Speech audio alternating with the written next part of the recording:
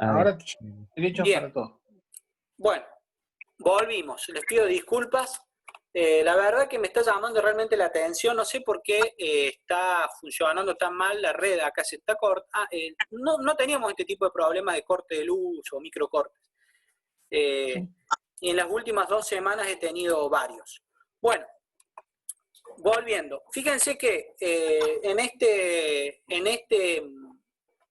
este bono de carbono, si bien todos significan lo mismo, todos significan una tonelada de CO2 dejada de emitir, el precio varía porque habría que indagar cada uno qué es o de quién es, pero seguramente la metodología con la cual se determinó este bono de carbono sea mucho más fiable que la metodología con la cual se determinó este. Y tal vez este bono yo no lo pueda negociar, o a lo mejor alguna autoridad de aplicación local no me lo acepte como tal, y a este sí. Todo depende de quién te lo pida y para qué te lo pidan, digamos, ¿no? Al estar totalmente desregulado o bajo la órbita de cada país puede hacer lo que se les ocurre. Por caso, acá Argentina no generó un mercado de bonos de carbono, sino que directamente puso metas de reducción de emisiones, es decir, vamos a reducir tanto en las empresas, vamos a reducir tanto en la ganadería, tanto en el transporte, tanto en la energía, y con eso cumplimos nuestro acuerdo de París. La forma en la que Argentina va a cumplir el acuerdo de París va a ser por medio de reducciones en porcentuales respecto a su propia actividad, por medio de políticas en cada una de las actividades. En el caso de energía, quieren lograr el porcentaje comprometido de reducción de emisiones por medio de la incorporación de energías renovables a las redes. ¿tá? Por eso es que los proyectos que entran por medio del renovar no pueden, de alguna manera, certificarse porque no cumplen con uno de los requisitos que se llama adicionalidad, que ya lo vamos a ver. Bien. A grandes rasgos, para tener la idea conceptual, y algo más que les quiero decir antes que me olvide el tema del precio. Hay otra cuestión. Como hay ustedes ven que hay una diferencia de precio entre un bono y otro abismal. Y como les decía recién también, uno no sabe, todos significan lo mismo. Todos significan una tonelada de CO2 dejada de emitir, pero el precio es distinto. Entonces ya, al estar tan desregulado, ya pierde como cierta seriedad, porque uno no sabe si realmente este bono de carbono que estoy comprando acá realmente está dejando de emitir como este otro que está acá arriba. Entonces el Banco Mundial generó una iniciativa que se llama Pricing Carbon, que justamente el Banco Mundial lo que está tratando de hacer es regular el precio del mercado, el precio del bono de carbono, ¿está bien? O el bono verde, por medio de una organización que es uno puede participar libremente como empresa o como país, y ellos justamente ahora funcionan como un apéndice de las conferencias de las partes y demás, en donde tratan de buscar un consenso en una metodología para fijar el precio del carbono. El tema es que cuando uno ve el mapamundi de lo que sucede, de acuerdo a lo que ellos mismos han declarado, fíjense que hay 61 organismos que ya tienen una iniciativa para fijar el precio de carbono. Eso se corresponden a 46 países o 46 jurisdicciones nacionales, 32 jurisdicciones subnacionales. Vean que son todas en China. China tiene jurisdicciones subnacionales por cada país, Huawei, Shenzhen, etc. Y en Canadá también. Pero con todo esto solamente están alcanzando el 22% de todas las emisiones de CO2 que se han dejado de emitir. Todo el esfuerzo que está haciendo el Banco Mundial para tratar de regular el precio del mercado de carbono, hoy solamente alcanza al 23% del mercado total de bonos de carbono que están circulando. ¿Está bien? Quiere decir que ya circulando, quiere decir que son bonos que ya se han emitido. Acá en Argentina es uno de los pocos países que en vez de tener un mercado libre de carbono, lo fija por medio de tasas, como si fuese un impuesto, porque justamente está dentro de otras, uno no puede generar el bono para negociarlo libremente, sino que viene implícito dentro de una cuota de mitigación que está dentro de políticas nacionales. Es decir, en el sector transporte, Argentina quiere dejar de emitir un tanto por ciento y lo va a lograr con la implementación de más cantidad de vías de tren, por ejemplo, en un escenario utópico. Bien, yendo al tipo de proyectos. Los proyectos MDL, los que surgieron del protocolo de Kioto, fueron los más grandes y los que se llevaron la mayor cantidad de bonos de carbono que hoy están funcionando. Y hoy lo que está sucediendo es que hay muchos proyectos, pero que el impacto en el total del CO2 cada vez es marginal. Y todo esto se divide a grandes rasgos en dos cosas. Por un lado, el mercado de carbono, el mercado verde, programático o regulado, y por otro lado, en el mercado voluntario. ¿Qué es un mercado regulado? Cualquier iniciativa público-privada que demuestre que se han dejado de emitir CO2, puede ser iniciativas voluntarias, pero básicamente los mercados regulados, fíjense que dice, la Junta Ejecutiva de las Naciones Unidas cuenta con procedimientos para el registro de programa y la emisión del certificado de emisión reducida, SER, proveniente de estos programas. Es decir, están regulados por las Naciones Unidas. Son metodologías aprobadas, son los bonos que son más caros. En los mercados regulados, como todo mercado regulado, interviene un ente coordinador. Puede ser un ente coordinador propio de cada país o un ente supranacional. No hay tamaños, hay diferentes categorías o metodologías de mecanismos de desarrollo limpio. Hay, por ejemplo, metodologías aprobadas para proyectos de energía renovable solar, metodologías aprobadas para eólica, para forestal, para biomasa. Tiene un mecanismo de revisión continua. Si alguien desarrolla una metodología y es aceptada, en este caso, por las Naciones Unidas, se incorpora al catastro de metodologías aprobadas para la emisión de SER. Y en el mercado voluntario, esto funciona paralelo al protocolo de Kioto o a los mercados regulados. La unidad de comercialización, fíjense que en este caso se llama SER, CERS, Certificado de Emisión Reducida. Y en el mercado voluntario se llama VER, verificado, no está certificado, sino que está verificado. Hay una pequeña diferencia. Estos mercados voluntarios son los que dependen de otros mercados, como por ejemplo el CCX, que es el de Chicago, que veíamos recién, el Gold Standard, que es el de Inglaterra, etcétera, etcétera. Y acá la clave es la credibilidad. ¿Cuánto crees vos que realmente ese certificado verifica la reducción de emisiones? Y ahí es donde, básicamente, la clave dice, clave del mercado voluntario, la necesidad de un estándar conocido y con reputación mundial. Volvemos a esto mismo. Digamos, yo, viendo estos números, sin haber investigado nada, yo a este que vale $1.80 no le creo. Si yo sé que el precio internacional está por encima de los 7 a 10 dólares, no le creo, no me da mucha confianza este que vale $1.80. Y este que sale $370 parece muy caro, tal vez sea un precio inflado, tal vez tenga alguna cuestión financiera de fondo, en fin, puede haber muchas cosas que estén pasando acá en el medio y que me hagan descreer de la credibilidad de cada una de estos dos bonos. ¿Tá? Y acá están los pasos, y en qué se diferencia uno que esté validado y uno que no. Los pasos son más o menos lo mismo. Yo arranco con el diseño del proyecto, lo tengo que hacer aprobar por un ente internacional, Si es un mercado regulado, ese ente nacional es las Naciones Unidas. Si es un mercado voluntario, este paso no lo tengo que hacer.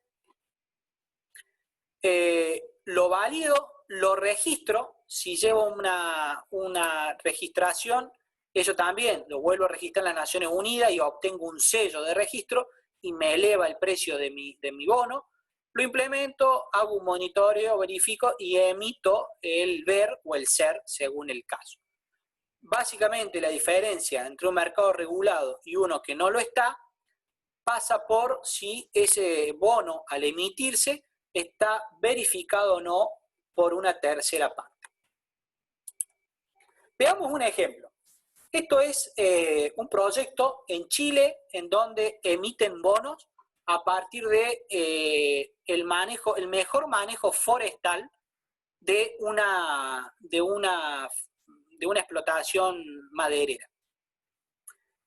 Por un lado yo tengo el propietario de la explotación maderera que implementa, que se llama desarrollador, que implementan una nueva forma de hacer la explotación y de esa manera ellos demuestran que emiten menos CO2 que el que hubiesen emitido si seguían trabajando como antes.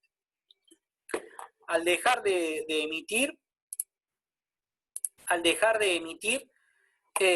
ellos logran generar el bono de carbono que se puede negociar.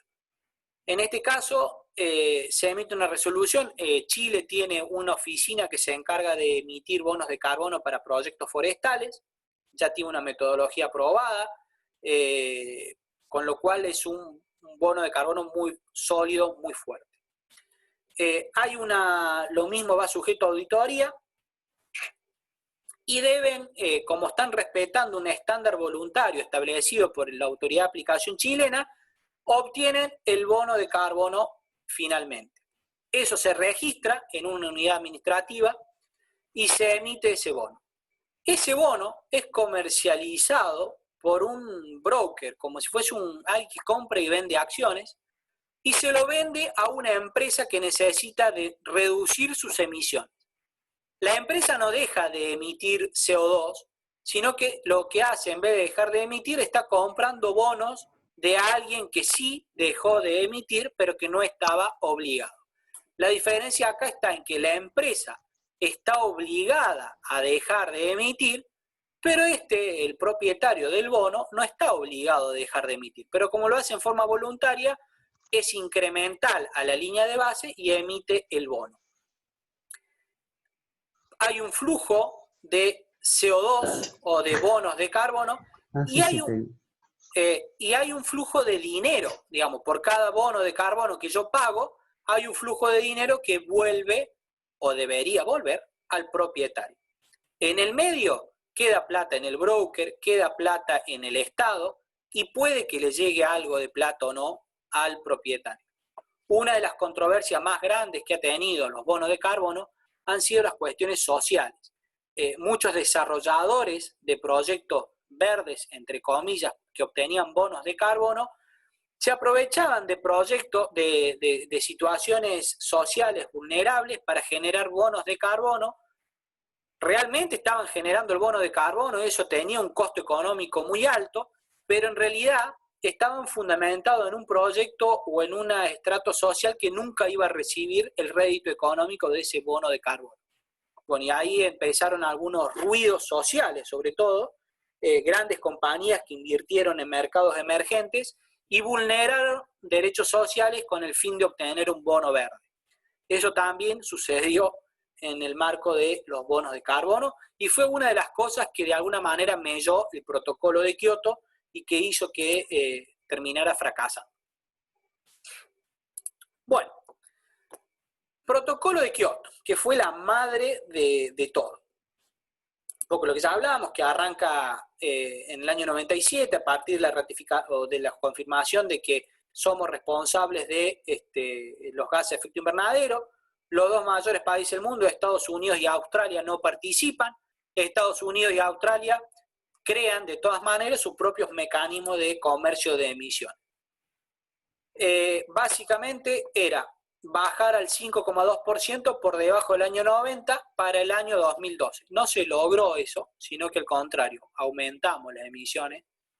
Vamos a ver si ahora lo podemos lograr con el Acuerdo de París.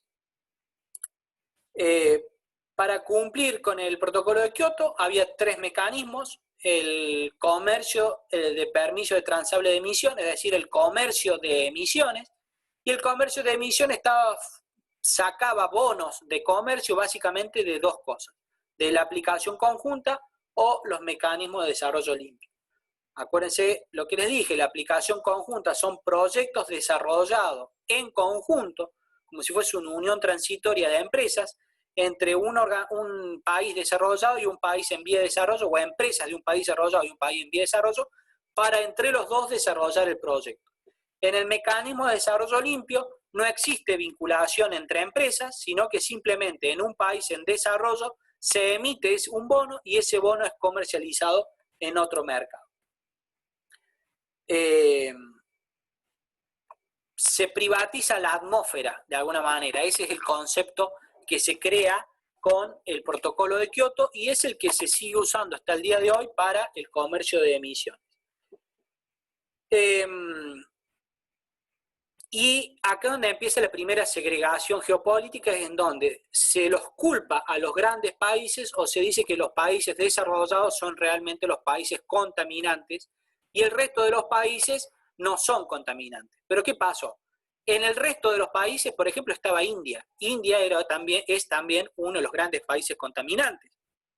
Entonces, ¿por qué no obligar a India a cumplir con los mecanismos de reducción? Entonces, había una clasificación económica de países para lograr ciertas cuestiones ambientales, pero no habían tenido en cuenta que lo ambiental no está en relación directa, o una clasificación ambiental de los países no está en relación directa con una clasificación económica de los países. Y eso fue también las cosas que fue haciendo de que el protocolo de Kioto no tuviese no tuviese éxito. 3 reglas, pero sí, acá establece las 3 reglas básicas con las cuales se forman hoy los precios de los bonos verdes. Pero la primera regla se llama adicionalidad y quiere decir que el bono verde que yo obtengo tiene que demostrar que realmente va a reducir las emisiones de CO2. Yo no puedo certificar bonos de carbono sobre un proyecto que yo iba a hacer de todas formas. Es decir, si yo, por ejemplo, en una matriz energética tengo alguna central de carbón que está obsoleta y que yo sé que el año que viene va a dejar de estar en servicio, la tengo que sacar de servicio porque quedó obsoleta, yo no puedo decir el año que viene: señores, mi red energética ahora es más verde porque cerré mis centrales de carbón. Porque eso no es adicional, iba a suceder de todas formas, ¿está bien? Ahora, si yo políticamente digo: voy a hacer mi matriz energética más verde, voy a cerrar todas las centrales de carbón y voy a incorporar otras fuentes de energía más verde, ahí sí demuestro el criterio de adicionalidad y puedo emitir mis bonos de carbono. Hay una línea muy finita entre una cosa y la otra. Y de ahí también por eso es que el precio de los bonos varía mucho, porque hasta qué punto es realmente un proyecto adicional o no es adicional. Las metodologías que establecen las Naciones Unidas no pone dudas en este punto y pone reglas claras para demostrar la adicionalidad de los proyectos. Bien, la otra cuestión es la permanencia, es decir, que mi proyecto vaya a seguir funcionando a lo largo del tiempo.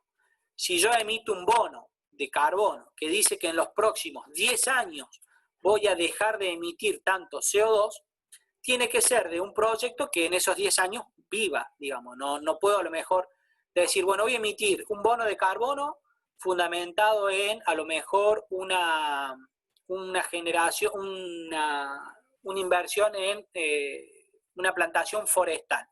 Emito los bonos de carbono, genial, obtengo la plata que me entra por los bonos de carbono y resulta que el año que viene yo agarro todos sus árboles, los talo todos, los vendo como madera y desapareció ese proyecto de captura de CO2, por ejemplo. Ya no estoy cumpliendo con el mecanismo de permanencia. Los proyectos forestales a lo largo del globo se han visto muy favorecidos con los bonos verdes, porque uno con un proyecto forestal puede demostrar no la no emisión, sino la captura de CO2. Y eso también se puede convertir en un bono de carbono. Si yo demuestro de alguna manera que estoy capturando CO2, en este caso sería a través del funcionamiento de los árboles, puedo decir que como voy a tener este desarrollo forestal por los próximos 10 años, en 10 años no lo voy a talar, a partir del tipo de árbol, la edad que tienen los árboles y la superficie que tengo implantada con esos árboles, puedo calcular cuánto CO2 voy a capturar y eso lo transformo en un bono verde y lo meto al proyecto y el proyecto es mucho más rentable. Ahora, si al año 2, por más que yo había dicho que el proyecto iba a vivir 10 años, talé los árboles, ya no estoy cumpliendo con el periodo de permanencia y ese bono lo pierdo, lo tengo que reintegrar o vale cero. Y la otra cuestión sobre la cual uno tiene que prestar mucha atención son a las fugas del proyecto. El ejemplo más claro está en aquellos proyectos que han certificado bonos de carbono a través de la mejora en las emisiones puntuales en ciertos sumideros. Por ejemplo, mejoran el proceso productivo de cierta empresa, entonces el CO2 o su equivalente medido en la chimenea baja. Al bajar, yo puedo transformar esa diferencia en un bono de carbono y comercializarlo. Ahora, ¿qué riesgo hay de que mi proceso productivo se mantenga en esa forma? Que no varíe, que no cambie, que no se me rompa el filtro, que no se me salga de proceso mi proceso productivo y genere fugas. O, yendo al ejemplo forestal, ¿qué riesgo hay de que ese campo forestal no se me incendie? O no me lo agarre una plaga de hormigas y me mate a todos los árboles en su etapa de crecimiento. Bueno, todo eso está cuantificado, está tabulado, hay modelos matemáticos que simulan las fugas que va a tener el proyecto e impactan en el precio. Estos tres componentes son los que forman el precio de un bono de carbono. Volviendo al ejemplo que estábamos viendo acá, probablemente... Sí, Victoria. En esto de permanencia, generalmente entonces en las forestaciones se hace al inicio del ciclo, se haría el bono verde para asegurarse que esos 10 a 12 años no se corten. Exacto. El bono de carbono, el problema de la forestación es que si el emprendimiento forestal ya estaba funcionando, probablemente no cumpla con este criterio de adicionalidad, porque ya estaba funcionando, no es algo adicional. ¿Tá? Uno tiene que demostrar en primera instancia que es adicional a lo que ya existía antes. Suponiendo que cumplís con el criterio de adicionalidad, sí uno tiene que demostrar la permanencia. Puede ser que un desarrollo forestal, alguna especie sea menor, sea 6 años, 5 años, entonces el proyecto sea más corto, o sea más largo, 15 años. Eso depende del proyecto. Volviendo acá. Sí, Victoria. No, ya entendí. Ah, perfecto. Volviendo acá. Entonces, si... Obviamente acá estamos haciendo como el sketch ese de hablemos sin saber, ¿no? Pero nos estamos basando solamente en la lectura de precios. Tal vez este que tiene el bono de carbono a $1.80, algunos de estos tres criterios no sea tan fuerte. A ver, el criterio de adicionalidad es pasa o no pasa. Si no es adicional, el proyecto no se puede hacer. Pero la permanencia y las fugas son las que determinan el precio del carbono.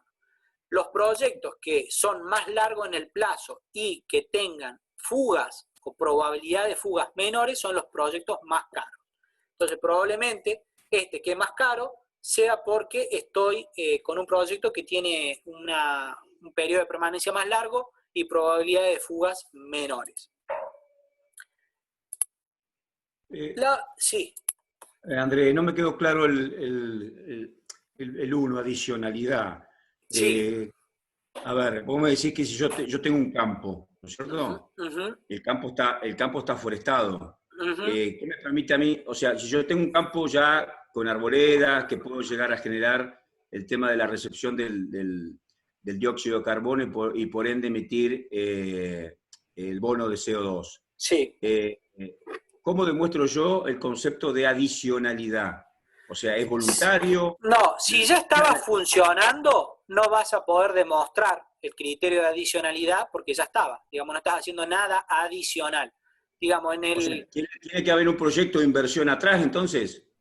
o tiene que ser, tenés que demostrar, a ver, idealmente uno tiene que imaginarse qué va a suceder ambientalmente en la línea del tiempo y si sobre eso que sucede en la línea del tiempo referido a las emisiones, yo hago algo que disminuya las emisiones. Es decir, eh, como a lo mejor yo tengo un campo ya forestado hace 5 años. Las emisiones que tengo hoy medidas en el lugar tienen en cuenta que ese campo ya existía y secuestraba bonos de carbono. Entonces, hoy no puedo empezar a decir que de la línea de base de hoy voy a reducir emisiones porque entra a funcionar o pongo a funcionar un proyecto de forestación, pero que en realidad ya venía funcionando. Porque no va a ser adicional a la línea de tiempo de hoy, ¿entendés? O sea, no voy a generar una diferencia. Ya venía funcionando. Acá lo que se hace, se establece una línea de base, que se llama. Es decir, ¿qué hay hoy? ¿Hoy qué hay? Bueno, tenemos este campo, tenemos este proyecto, tenemos esta fábrica. Estos tres elementos emiten tanto CO2. Bien, si este campo forestado amplía el área forestal un tanto por ciento y esta fábrica deja de emitir un tanto por ciento, esa línea de base baja, es mucho menor. Esa diferencia entre la línea de base y el nuevo escenario futuro que yo estoy planteando se convierten en bonos de carbono que dejé de emitir y lo transformo en un bono y lo puedo comercializar. Ahora bien, dependiendo qué tan convincente sea yo para explicar la línea de base y la diferencia que voy a lograr, es el precio del bono. ¿Está bien? Okay. Si yo utilizo una metodología aprobada por las Naciones Unidas que nadie le va a discutir, bueno, no voy a tener problema en demostrar que el proyecto es adicional y lograr el bono de carbono. Ahora, si ya empiezo a hacer algo que no es tan confiable, voy a tener un bono de carbono que, como no es tan confiable, te lo van a penalizar con precio. ¿Tá? Y ahí entra otra discusión que no viene al caso, y decir, bueno, pero al final, ¿qué nos interesa? ¿El valor del bono o que realmente dejar de emitir CO2? ¿No? Claro. Pero bueno, es otro. Okay. La otra gran discusión internacional que se está sucediendo es algunos países están trabajando con tasas o cuotas de reducción, como el caso del nuestro, y otros países están permitiendo el libre comercio de emisiones. La discusión esa la pueden ver en este gráfico, en este mapa mundi del Banco Mundial. Ustedes pueden ver país por país qué está sucediendo. Brasil todavía no se decidió si va a aplicar tasas o va a permitir los bonos de carbono, pero muchas empresas brasileras están vendiendo bonos de carbono en el mercado de Chicago de Estados Unidos. Es el único país latinoamericano que vende bonos de carbono en Chicago. Cotiza en Chicago, digamos. El resto de los países están. Australia tiene un mecanismo propio, China tiene un mecanismo propio, Canadá a grandes rasgos también, y después hay cuestiones regulares. Por ejemplo, California tiene un comercio de emisiones particular muy fuerte.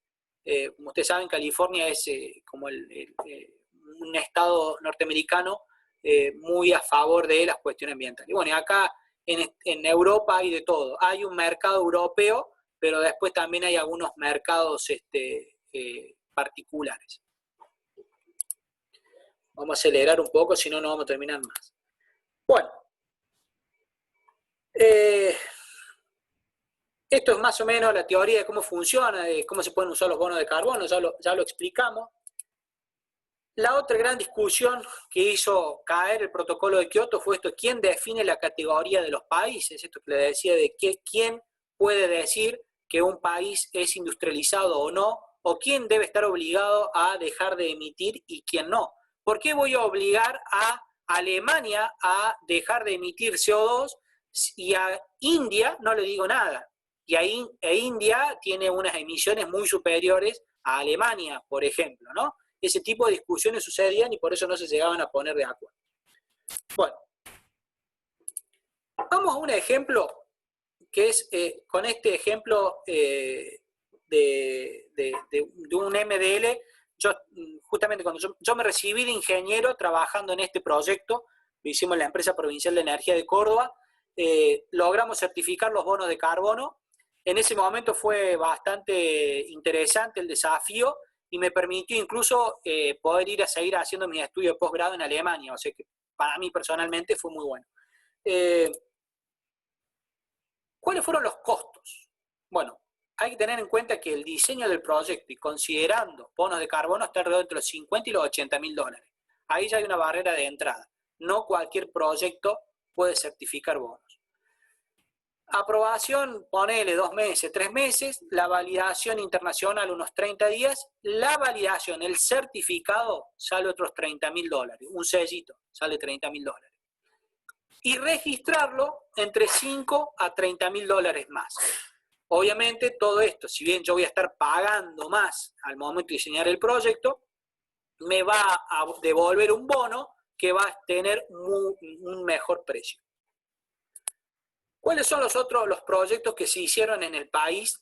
Falta acá en el que estuve trabajando yo. Estos dos primeros, extracción de gas de relleno de Villa Domínico y recuperación de gas de relleno sanitario de La Barría, fue el proyecto del CEMSE. El CEMSE empezó a extraer el gas del relleno sanitario, genera biogás, hace andar unas turbinitas térmicas y genera electricidad. Aluar también en una de sus plantas fue la única empresa privada que logró emitir bonos de carbono en Argentina. Una central térmica se convirtió de ciclo abierto a ciclo combinado y también logró emitir. Un generador de energía eólica de Geneia, bueno, ahora es de Geneia, en el sur, también logró emitir bonos de carbono. Con la particularidad de que, por ejemplo, este parque eólico hoy no está funcionando, pero los bonos de carbono siguen cotizando. Pero bueno, vamos a dejarlo ahí. Y el otro proyecto en el cual yo estuve trabajando es este, que es una central hidroeléctrica de Cola, quedó acá corrido. Se llama una central que se llama Cerro Pelado, es conocida en Córdoba. Hidroeléctricamente, Córdoba está muy explotada, la cuenca de las Sierras Chicas, todos los arroyos de sierra se han encajonado y se han turbinado, hay varios embalses, y lo que se proponía acá era, en la cola o en el contraembalse de un embalse más grande, se turbinaba el residual de caudal de agua que se tenía que dejar para mantener el curso de agua natural, con una turbina de 6 megas, bastante interesante el proyecto, y se lograba energía eléctrica. En ese momento las turbinas de 6 megas eran consideradas proyecto de energía renovable. Ahora no, la mini hidráulica es considerada hasta 1 mega. Hoy no se podría poner un proyecto de 6 megas y considerarlo energía renovable. Bien, este proyecto partía de lo siguiente, al estilo Gustavo que le gustan las fórmulas. Básicamente en el país tenemos lo que se llama el factor de emisión de red. Me olvidé de buscarles el link, mientras hablo se lo voy a buscar. El factor de emisión de red nos muestra cuánto CO2 se libera por cada megawatt hora que entra de energía que entra al país. Si usted entra a la página del Ministerio de Energía, pueden bajar una planilla de Excel que aplicando estas fórmulas les dice cuál es el factor de emisión en tiempo real. Está medio desactualizada porque el último está hecho hasta el año 2018, pero bueno, debería estar en tiempo real. Seguramente en la página de Camisa esté en tiempo real. El factor de emisión lo que nos dice es, por cada megawatt hora de energía que yo inyecto en la red, cuánto CO2 se está liberando a la atmósfera. Recuerden ustedes que una central de energía para generar energía eléctrica emite a la atmósfera cierto CO2. Por ejemplo, el gas natural por cada mega te emite 1,95 kg, casi 2 kilos de CO2 por cada metro cúbico de gas natural. El fuel oil, 3 kilos de CO2 por cada kilo de fuel oil que yo utilizo. El gasoil, 3,16 kilos de CO2 por cada kilo. El carbón, 2,58 kilos por cada kilo de carbón que yo quemo. Esto yo lo voy computando, hago una suma básicamente entre la energía entregada y el coeficiente de red que tiene esa central, y obtengo el factor de red. El factor de red de una central hidroeléctrica está más cerca de 0,3, es decir, se cuenta, si bien una central hidroeléctrica el factor de red debe de ser 0 porque estoy turbinando agua, considero el CO2 la huella de carbono, por alguna manera así decirlo, que se tuvo al momento de construir la central. Es decir, como se gastó mucho combustible en los camiones, en la máquina, en el hormigón, en la fabricación del acero de la turbina, de alguna manera computo la huella de carbono del producto que estoy usando para turbinar. Entonces, por cada mega que yo utilizo de proyecto hidroeléctrico, más o menos emito a la atmósfera 0,3 toneladas de CO2. Después, a eso le tenía que sumar el margen operativo, es decir, cuánto CO2 se emitía a la atmósfera teniendo en cuenta el transporte de la red, el aporte de otras centrales y demás. Entonces, yo podría decir, muy simplificadamente, esto fue mi tesis de ingeniero, podías decir que esa central en ese punto que inyectaba en ese nodo en particular, por cada megawatt hora generado, liberaba 0,5 toneladas de CO2 a la atmósfera. Entonces uno decía, el mega de una central hidroeléctrica era 0,468, por un lado, y por otro lado se lo comparaba con la emisión de la red en ese momento. Lo que en ese momento se leía era que el factor de emisión de red era 0,5, entonces 0,5 menos 0,468 nos daba el delta de CO2 que me dejaba de emitir esa central, cada mega de esa central que entraba a la red. ¿Está bien? Y eso es lo que yo transformaba en bono de carbono, lo comercializaba y lo inyectaba al proyecto. Bastante complejo de calcular y demostrar, no viene al caso. Básicamente, en términos económicos, el proyecto generaba 9.800 toneladas de CO2 equivalentes por año, que era un proyecto más, era un producto más que generaba la central. La central generaba 25.000 megawatts anuales de energía y además dejaba o permitía la reducción de 9.800 toneladas de CO2. ¿De dónde salen esas 9.800 toneladas de CO2 dejados de emitir a la atmósfera? Bueno, básicamente porque mi red de energía eléctrica era más verde. Cada kilo o cada megawatt que yo comercializaba en la red, teniendo en cuenta todas las centrales de generación, era un poco más verde. Traducido en número, eran 9.800 toneladas. Esas 9.800 toneladas comercializadas a $5, que era lo que salía en ese momento un bono de carbono, me mejoraba el rendimiento del proyecto en dólares 2 puntos. De 5 puntos me lo mejoraba a 7, y el BAN, si bien seguía siendo negativo, de menos 1,81 me lo pasaba a menos 82. Como el desarrollador del proyecto era el Estado Nacional, no le calentaba que el BAN fuese negativo, siempre y cuando tuviese una tasa de rendimiento positiva. Pero de todas maneras, lo que demostrábamos con este proyecto era que económicamente el bono de carbono tenía un impacto positivo en el desarrollo del proyecto. Después, por diversas cuestiones técnicas, sobre todo, no se logró construir la central hidroeléctrica y el proyecto no se llevó a cabo.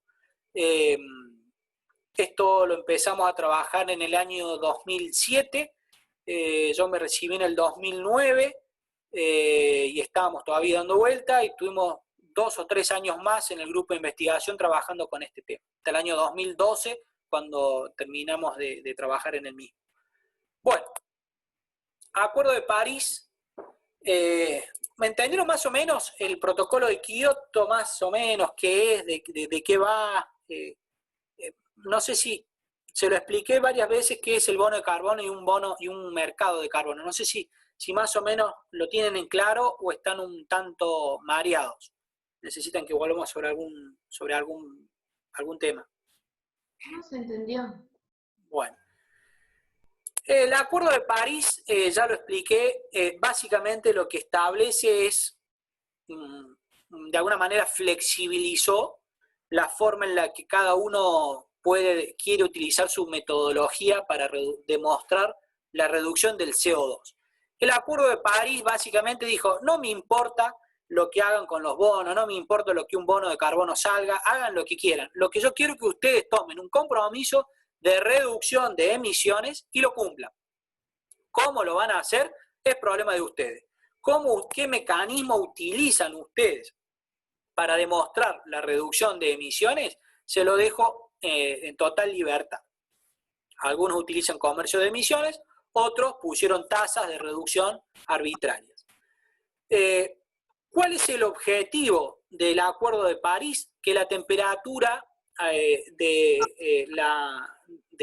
media global no esté por encima de los 2 grados, no suba más allá de 2 grados. Al año 2000, hay diferentes escenarios por año. La forma legal, bueno, cada país debe aceptar o suscribirse al Acuerdo de París, pero no es solamente firmar por firmar, sino que tiene que firmar, pero a su vez declarar cómo va a lograr. Tiene que presentar un plan nacional de acción climática, se llama, y cada plan nacional está sustentado por planes locales de acción climática, en donde tienen que demostrar cómo van a reducir las emisiones. Lleva un proyecto, una revisión cada 5 años. No hay sanciones, pero sí hay un mecanismo de seguimiento a cada país. Esto también fue bastante discutido, porque algunos decían, bueno, ¿cómo vamos a obligar si no tenemos ningún tipo de sanción?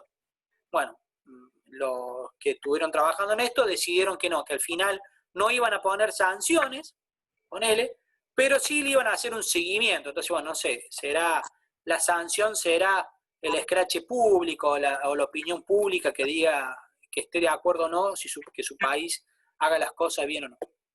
Bueno, lo otro importante que estableció el Acuerdo de París, un mecanismo de financiación. Para que cada país pueda tener fondos para desarrollar sus planes locales de acción climática, los grandes países, Alemania,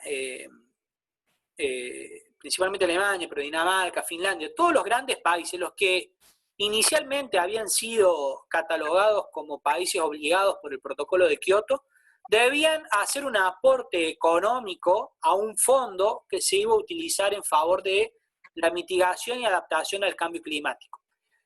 Han salido diferentes noticias en donde está, por ejemplo, Angela Merkel firmando el contrato y entregando el cheque por $100 millones o 100.000 millones, una cosa así. 100.000 millones es el fondo total que tienen que juntar, y bueno, cada país hizo un aporte económico.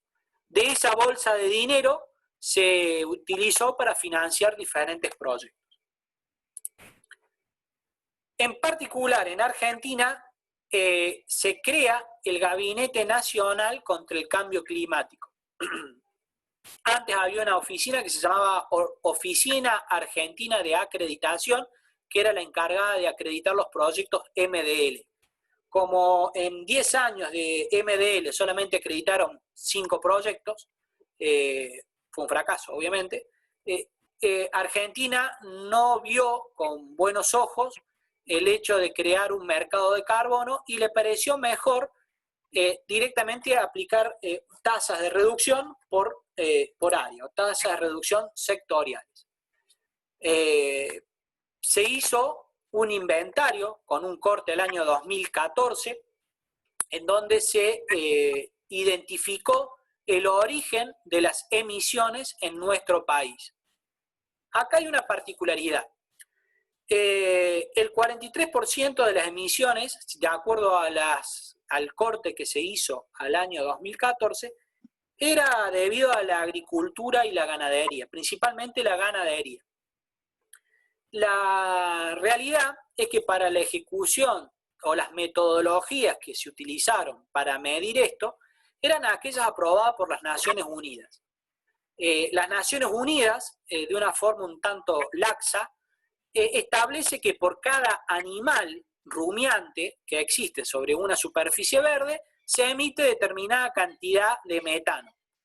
Pero el problema es que la metodología que en ese momento estaba aceptada por las Naciones Unidas, consideraban el metano que emitía una vaca criada en un régimen de feedlot o confinada.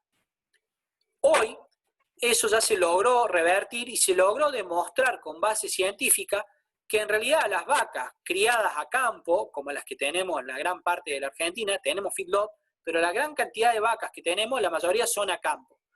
De alguna manera la vaca criada a campo, al comer un pasto verde y ese pasto verde secuestró CO2, se logra un equilibrio. Entonces, las vacas que tenemos en Argentina en realidad no emiten tanto metano como se pensaba, porque hubo un cambio de metodología. El tema es que al año 2014, la mitad del CO2 que emitíamos era debido a la agricultura y la ganadería.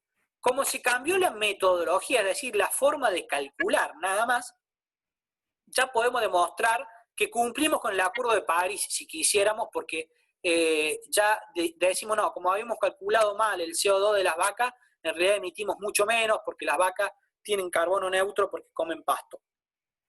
De todas maneras, como lleva una revisión sectorial, una revisión cada 5 años, es probable que en la revisión que se debe estar terminando ahora, las revisiones cada 5 años, eso se corrija. Pero bueno, también hay varias noticias, han salido dando vuelta de que las vacas son los contaminantes encargadas del cambio climático y demás. Bueno, investiguen y lean, hay mucha información al respecto. ¿Cuál es la meta argentina? Bueno, Argentina dijo, yo no voy a hacer un mercado de carbono, pero para el año 2030 voy a dejar de emitir 77 millones de toneladas de CO2 y si agrego inversiones en tecnología y financiamiento, esas 77 en realidad pueden llegar a 101 millones de toneladas de CO2. Esto es lo que Argentina firmó en el Acuerdo de París y es una meta alcanzable porque no es una expresión de deseo, sino que es el resultado de planes sectoriales, que se llaman. Cada uno de las áreas que tiene Argentina fue estudiada y de cada una se estimó cuánto se podía reducir el CO2. Se trabajó por un lado en la demanda de energía y por otro lado en la oferta de energía. En lo que respecta a oferta de energía, entran todos los proyectos de Renovar, el REMPER, que era energía solar distribuida, algunos programas de calefones solares, bueno, etc. Combustibles también, se aumenta el corte con biodiesel, entonces el combustible al tener mayor corte con biodiesel, el CO2 que emite es menor, entonces también se puede lograr una mitigación de CO2. En lo que es generación, básicamente se está trabajando en la generación de base, se está trabajando en la sustitución de combustibles por combustible más limpio y lleva, como les dije, un monitoreo, una revisión continua y es solo posible si hay un financiamiento. De todos los planes de mitigación que se armaron, el único que más o menos caminó fue el renovar, con las salvedades que hicimos la semana pasada. Bien, algunos mercados internacionales. Fíjense que Argentina se propone en el año 2030 101 millones de toneladas de CO2. Es importante destacar que Argentina es responsable de menos del 0,9% del total de emisiones del planeta. O sea, todas las emisiones que tiene Argentina es menos del 1% del total de emisiones globales. Pero bueno, no por eso no debemos hacer nada y no quedarnos de brazos cruzados. Somos un país bastante verde. Algunos mercados de carbono internacionales que les quiero mostrar. El de Australia, fíjense, desde que está en funcionamiento ya lograron certificar 144 millones de toneladas de CO2. O sea, una vez y media lo que Argentina se plantea reducir al año 2030. Esto es para que ustedes vean el volumen en toneladas de CO2. Cuando arrancamos la clase hablamos en términos económicos, en millones de dólares. Ahora les voy a dar algunos datos en relación a mercados. Australia, 144 millones de toneladas de CO2. No participó del protocolo de Kioto, pero sin embargo hizo un trabajo impecable en la reducción de emisiones. Chicago Climate Exchange, el que estábamos viendo recién, Estados Unidos y ahora recientemente Brasil. 680 millones de toneladas de CO2. Tómela con comillas, porque esto es un mercado voluntario y hay algunos de estos que no tienen, no sabemos realmente si están verificados o certificados. Pero ellos declaran que, son datos de ellos, 680 millones de toneladas de CO2. O sea, casi 7 veces lo que Argentina se plantea reducir al año 2030. La Unión Europea, este sí es más confiable, porque la Unión Europea utiliza todos mecanismos validados por las Naciones Unidas y ellos ya han trabajado o han certificado 1.800 millones de toneladas de CO2. Es el mercado de carbono más grande y significan el 40% del total de las reducciones de emisión necesarias para alcanzar el Acuerdo de París. Es decir, que solo el mercado europeo ya negoció el 40% del CO2 necesario para lograr el objetivo de 2 grados de calentamiento global máximo al año 2050. Y por otro lado tenemos a China, que ya era el que les dejé un informe completo. No encontré el dato en toneladas de CO2 que había negociado China, pero sí, bueno, están los datos en términos de dinero, y les dejé un informe bien detallado de qué tipos de proyectos hay en China.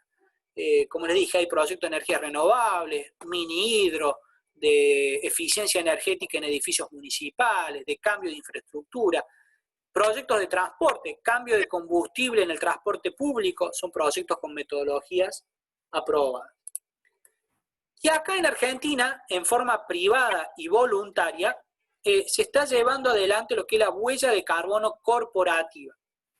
Yo como empresa puedo decir que mi proceso productivo es más verde y certificarme de alguna manera con una huella de carbono corporativa. Es decir, tener un certificado en donde me diga que mi proceso productivo es más verde. ¿Qué mejora o qué ventaja comparativa me da esto a mí frente a otra empresa que no tenga la huella de carbono? Tal vez cuando si uno quiere comercializar en determinados mercados de Europa, ya es una exigencia para comercializar tener certificada la huella de carbono. Hoy por hoy uno no lo ve directamente en términos económicos, pero sí se está empezando a ver un cambio en los hábitos de consumo de las personas, donde buscan empresas que sean más verdes y mercados que buscan empresas proveedoras que sean más verdes. La forma como empresa privada en manera voluntaria y mucho más simple y económico que emitir un bono de carbono, de demostrar que soy verde, de alguna manera, es de alguna manera demostrar mi huella de carbono. La organización que está llevando adelante la certificación de las huellas de carbono es esta misma, la Red Argentina de Municipios frente al Cambio Climático, se llama RAMCC. Esta organización nació originalmente para ayudar a municipios, de hecho fue la que armó los planes de acción climática, fue la que midió cuánto CO2 están emitiendo los municipios y qué van a hacer para mitigarlo, y a partir de esos planes de acción climática se armaron los planes de acción, y gracias a eso pudieron suscribir el Acuerdo de París. De hecho, la RAMCC recibió un reconocimiento por ser una organización sin fines de lucro que logró todo eso. Y ahora se está metiendo en el sector privado para ayudar sin fines de lucro a compañías a certificar la huella de carbono. Pueden entrar a la página de la RAMCC y chusmear en las empresas que están trabajando, cómo lo están haciendo y demás. Vamos a poner acá. Si ustedes buscan en la página de la RAMCC, tienen un montón de información de qué es la huella de carbono, cómo se calcula, el símbolo que te dan. Este sellito te dan, es un pie que dice CO2 y las ventajas que eso implica.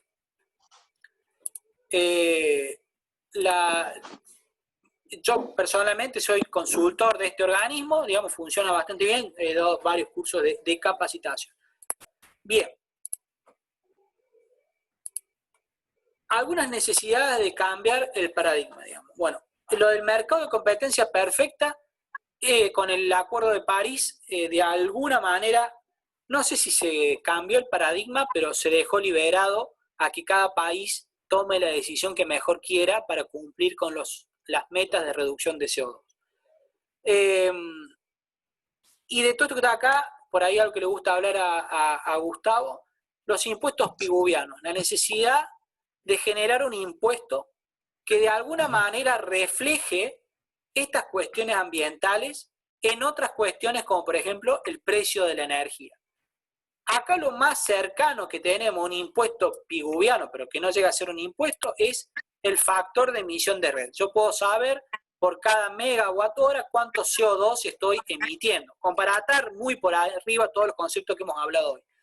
Pero en muchos países se están desarrollando impuestos que estén atados a otras variables ambientales que de alguna manera reflejen en el precio de la energía otras cuestiones ambientales. Facundo dice, no pudo generar, acá pregunta Facundo si las Camelias generó bonos de carbono o solo tiene el sello respecto a la captura de metano por la planta de tratamiento. Le podríamos preguntar a Bocha, pero no llegó a generar bonos de carbono las Camelias. Simplemente tiene podrían ellos a lo mejor sacar una huella de carbono corporativa, digamos, pero no llegó a emitir bonos de carbono hasta donde yo sé. Básicamente, honestamente les digo, se debe a que la oficina que se encargaba de eso en Argentina era sumamente ineficiente. Y cuando uno presentaba los papeles, un procedimiento de 30 días se transformaba en 30 meses. Entonces no tenía credibilidad, no funcionaba internacionalmente, y bueno, por eso no funcionó. Bien, no voy a seguir con esto. Les dejo de tarea para que lean. En este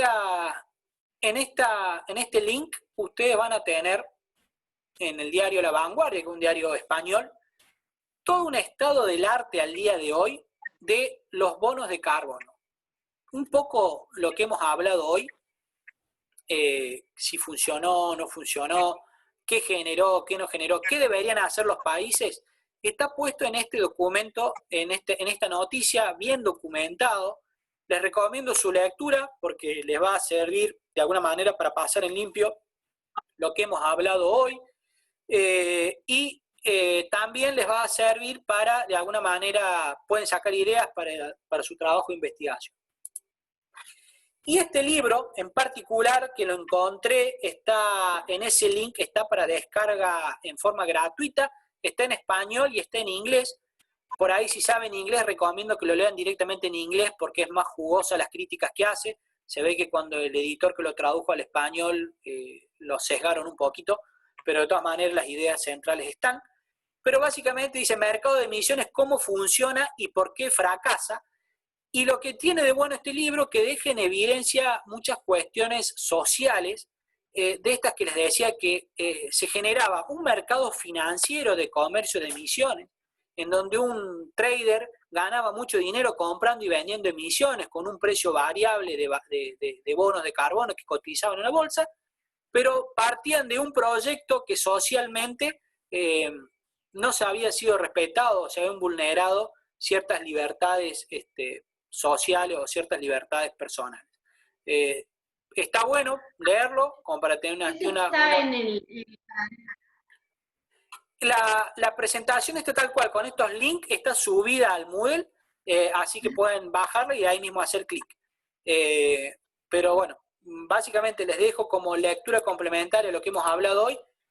Hay mucho más para hablar, hay mucha discusión a la vuelta, nos podemos sentar a hablar de cuestiones técnicas, de cómo se calcula un bono de carbono, cómo se calcula si es incremental o no y demás, pero no nos daría el tiempo y sería más largo. Si alguno le interesa alguno de estos temas en particular, lo puede investigar. Ahora bien, la realidad es que en el corto plazo en Argentina no van a funcionar mercados de carbono, porque nosotros tenemos una tasa con una reducción de emisión sectorial. No necesitamos comerciar bonos de carbono. Puede haber algún emprendimiento privado por ahí que genere sus propios bonos de carbono, los certifique y los comercialice en el exterior, pero van a ser los menos. La realidad argentina es que hoy no existe un mercado de carbono. Sí estaba la idea de que existiese cuando estaba el protocolo de Kioto, pero bueno, no se pudo llegar a nada. Así que bueno, hasta acá con lo de hoy. No sé, Gustavo, si vos querés decir algo, o si alguien tiene... No, yo personalmente me parece una muy buena presentación, una buena síntesis como siempre. Hay mucho más para decir, pero creo que vale la pena investigar, sobre todo desde el protocolo de Kioto, que fue muy criticado, muy criticado.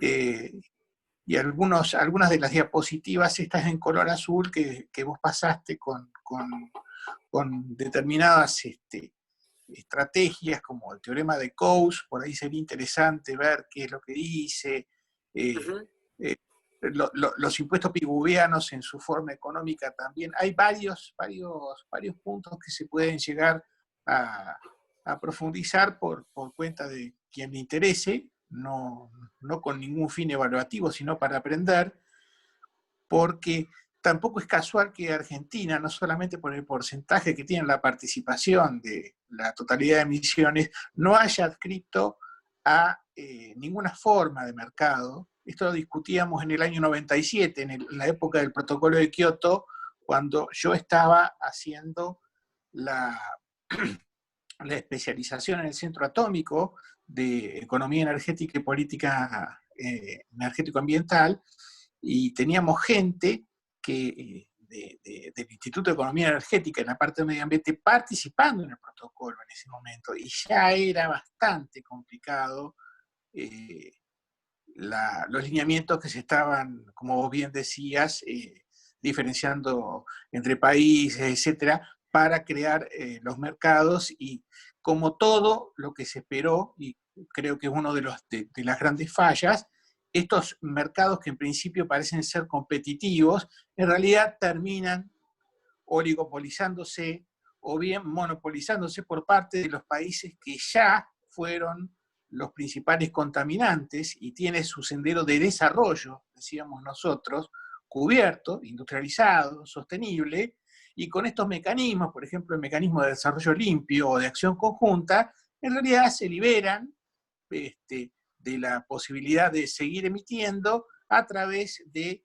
colaborar en países a los cuales sí les están impidiendo por esta transferencia de tecnología para no emitir en sus proyectos, les están impidiendo tomar fuentes que realmente son muy útiles, sobre todo si hay empresas energointensivas, que son aquellas que más fomentan el desarrollo industrial a gran escala macroeconómica, y tendrán que seguir las sugerencias de aquellos países que ya contaminaron todo. Hay una gran asimetría. Argentina escribió el protocolo de Kioto recién en 2007. El gobierno fue bastante reciente. Y todavía se está analizando, no sé qué ecos tenés vos, porque yo sigo estudiando la micro de estos mercados. Sí. Todavía hay gente que lo critica eso. Por lo pronto, no está en la página del gobierno, el Ministerio de Ambiente y el Ministerio de Energía, no está más el link a la Oficina Argentina de Cambio Climático, que se encargaba de regular el mecanismo de desarrollo limpio y el protocolo de Kioto. O sea, políticamente, desde el oficialismo, no le dan pelota directamente. Lo único que hay es esto de los mecanismos de mitigación o estos planes de acción climática que, honestamente... Que para nosotros son más eficientes que crear un mercado. Yo, en efecto, pienso, y desde hace años, sigue pensando que no, más vale plantearse metas para disminución de emisión y no entrar en este juego que ya, digamos, hemos padecido mercados, porque detrás de esto hay mercados financieros, como decía. Ya el hecho que existe un broker implica que hay ganancias. Siempre está el Banco Mundial también, es otro punto. Cuando está metido el Banco Mundial, siempre hay algún tipo de agente de grandes corporaciones que se termina beneficiando con esto. Porque todas las improntas que lleva el Banco Mundial a lo que esté avalando, está siempre beneficiando a las grandes corporaciones. Por lo que hace concluir es que siempre un mercado que empieza siendo de competencia perfecta, termine siendo un oligopolio, o finalmente un monopolio de 3 o 4 países que en realidad ya están súper desarrollados y el resto del mundo no tenga posibilidad. Les gusta dejarla picando. Nos encanta dejarla picando. Nos encanta. Así que para eso está, sí, Facundo, para eso estamos, para dejarla picando, porque si no la dejamos picando, no sé qué sentido tiene que hagamos esto. Ustedes tienen que mejorar el mundo. Sí, mirá, recapitulando un poco, no, como les dije, en lo que respecta a bono de carbono, se ha hecho muy financiero el asunto, para ponerle un término. No sé. Ya se desvirtuó el objeto inicial, que era decir, un bono yo lo que quiero, el objetivo es reducir emisiones. Eso es lo que yo tengo que lograr. Pero eso se convirtió en un bono, que ese bono se puede negociar, el precio del bono negociado ya tiene un precio variable que depende de mercado, de la oferta y demanda, compra y venta. En el medio, el que generó el bono no le llegó un peso porque era a lo mejor un hindú que estaba en el medio de la India, que no sabe ni leer ni escribir, pero vino, no sé, una empresa de Finlandia y le certificó bono y se las llevó todas. Y bueno, no sé, hay muchas situaciones. Yo te digo, no sé si tenés datos de lo que pasa en Colombia por allí, que siempre siguieron la línea de Estados Unidos, los colombianos. Yo en el 2014 estaba dando una conferencia que me invitaron para ir en un congreso internacional donde yo presenté una valorización de la variable ambiental, en particular de las emisiones, con el modelo famoso del costo intrínseco, y había gente de todas partes del mundo allí. Pero no me pasó la del Bocha, porque, viste, más o menos, pobre Bocha, no le gustó nada. No les gustó nada, porque yo decía que no tenía ningún sentido crear un mercado si uno se fijaba en metas de disminución de emisiones y eran controladas por una agencia, por una institución propiamente del Estado, lógico, y ellos estaban con el libre juego de oferta y demanda, etcétera, etcétera, de Japón, de Estados Unidos, había un par de chinos también muy interesados, China contamina más en un día que lo que nosotros vamos a contaminar durante los 30 años, más o menos. ¿Sí? La matriz energética de China, el 60-70%, por lo menos, ahora cambió un poco por la penetración nuclear, es carbón. Es carbón. Sí, y tenemos, y en China pasa, por ejemplo, hay cosas ridículas, por ejemplo, decir, che, el panel solar que yo pongo acá para generar energía verde, en realidad fue fabricado en China, en una empresa que utilizó toneladas de carbón para fundir el silicio y poder fabricar el panel solar. Entonces, ¿cuál es la huella de carbón? Claro. ¿Cuál es la huella de carbón en realidad? Yo voy a poner una central solar que me va a generar energía limpia, pero ¿cuánto carbón quemé para que mi panel solar esté ahí? Digamos, ¿no? Bueno, son esas cosas. La presentación que has hecho, Andrés, está muy bien, muestra una realidad, lo que se está haciendo, pero la obligación nuestra también, con la experiencia que tenemos, es decir, cuidado, hay más información, investiguen, siempre se pueden hacer propuestas. En definitiva, la parte económica se impone, sí, Dardo, en definitiva, la parte económica motoriza todo esto. No me quisiera poner nervioso un sábado a la mañana, pero te diría que es el motor de todo esto. Sí, aparte, como les dije ayer, la presentación de hoy, que en el marco de esta maestría tal vez debería ser más técnica, termina siendo una clase de geopolítica, ¿no? Claro. Fíjense que técnicamente no hay nada, todo lo técnico, yo sin el permiso en realidad de Gustavo, lo boché, saqué todas las filminas técnicas, todos los teoremas y demás, lo boché, porque no tenía, me parecía que era más jugoso discutir de cuestiones geopolíticas que ponernos a investigar o a entender la cuestión matemática, ¿no? Eso se lo dejo a cada uno al que le interese. Así que bueno. Está perfecto la orientación para mí. Perdón, Gustavo, que te haya mochado varias filminas. No, pero que está perfecto. Sí, digamos, la clase para el tiempo que tenemos, sí, que decía Dardo, tiene que ser así. No. Y no te vayas a poner loco con la fórmula, porque te paso 400 fórmulas más de despacho, Pato, y lo dirigimos en un partido de tenis después. No, en esos casos que yo mostré el despacho, no quedó otra alternativa, porque eso sí funciona y se hace así en cualquier parte del mundo. Entonces ahí está bien establecido. No. Pero cuando hay cosas que no están bien establecidas y el motor es económico y realmente hay siempre personas que se están beneficiando de esto y son siempre los mismos actores de los mismos países, y bueno, ¿para qué me voy a poner yo a delirar con fórmulas o establecer un mecanismo de costo basado en utilidades difusas, como planteé no sé en cuántos artículos que escribí, presentando en conferencia, y que te miren como un pelotudo hablando mal y pronto, porque como diciendo, mira, qué ingenuo que sos vos que estás investigando eso, cuando en realidad esto se maneja por intereses de corporaciones. Esa es la realidad.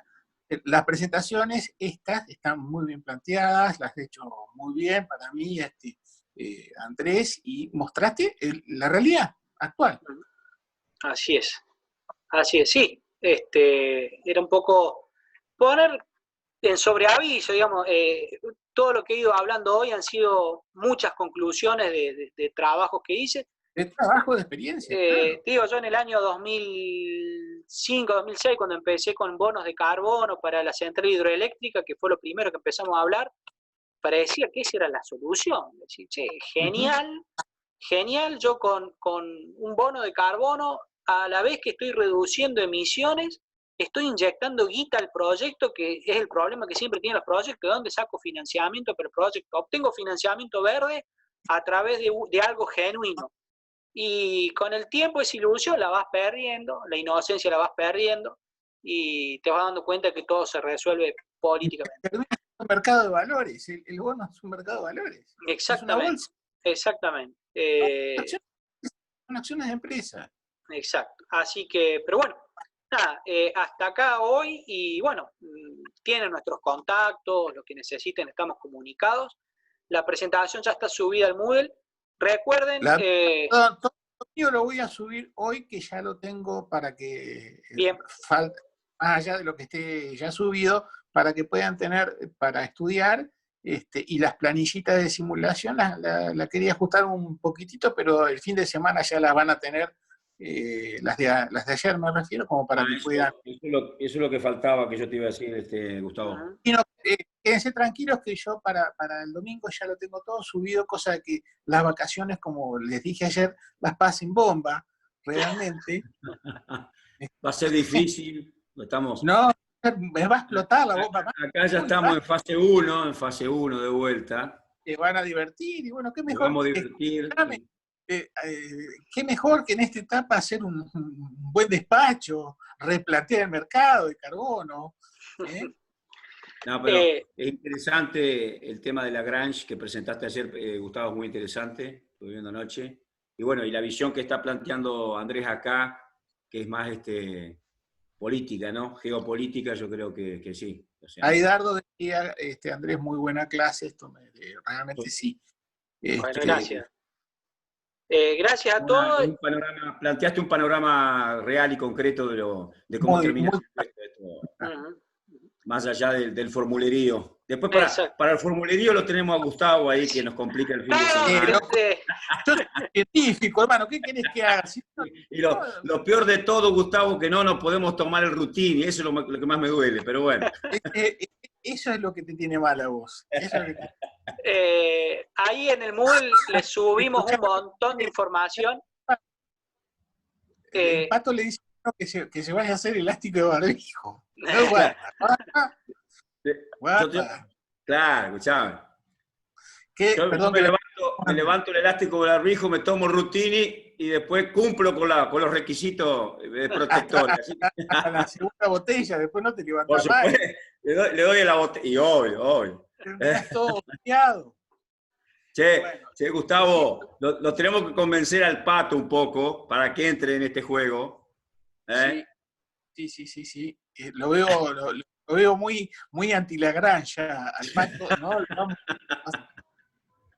Andrés estaba diciendo algo y le interrumpimos recién. No, simplemente está toda, les dejamos ahí en el Moodle un resumen, una biblioteca bastante completa de ciertos documentos que ya están filtrados, porque hay mucha porquería dando vuelta, pero varios documentos ya filtrados de cosas que se pueden hacer, para que tengan ya como base para investigar o leer. Si alguno está aburrido, lo abre y lo lee de ahí.